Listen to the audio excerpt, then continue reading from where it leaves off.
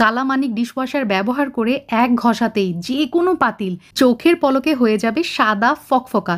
১০০ বছরের দাগও তুড়ি মেরে উঠে যাবে। কি বিশ্বাস হচ্ছে না? চোখের সামনে আজকে আপনাদেরকে প্রমাণ দেখিয়ে দেব। আমি ব্লেন্ডার জারে কতগুলো কয়লা এভাবে পাউডার বানিয়ে নিয়েছি। ৪ টেবিল চামচ পাউডার নিয়ে নিলাম। তার সাথে দিয়ে দিচ্ছি বেকিং সোডা ১ চা চামচ ভরে ভরে, এবং একটা মিডিয়াম সাইজ লেবু আমি সম্পূর্ণ রস এখানে ব্যবহার করেছি।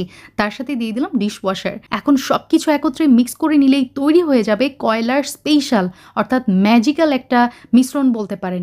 এই মিশ্রণটা দিয়ে আজকে আপনাদেরকে পাতিল পরিষ্কার করে দেখাবো। দেখেন আমার পাতিলের তলানিতে কি পরিমাণ ময়লা জমে গেছে, একদম তেল চিটচিটা যাকে বলে। তো আমি পানি দিয়ে পাতিলটা একটু ভিজিয়ে নিয়েছি, তারপরে ওই যে ম্যাজিক্যাল সেই মিশ্রণটা দিয়ে আমি নর্মাল স্ক্রাবার দিয়ে খুব ভালো মতো ঘষে নিয়েছি। কত সুন্দরভাবে আমার পাতিলের তলানিটা পরিষ্কার হয়ে গেছে, আপনারা নিজেরাই দেখেন।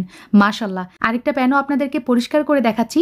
এই মিশ্রণটা দিয়ে প্রতিদিন যদি আপনার থালাবাটি পাতিল কড়াই পরিষ্কার করেন তাহলে চেহারা পর্যন্ত দেখা যাবে। ভিডিওটা সেভ করে রাখতে পারেন। Very useful kitchen hack.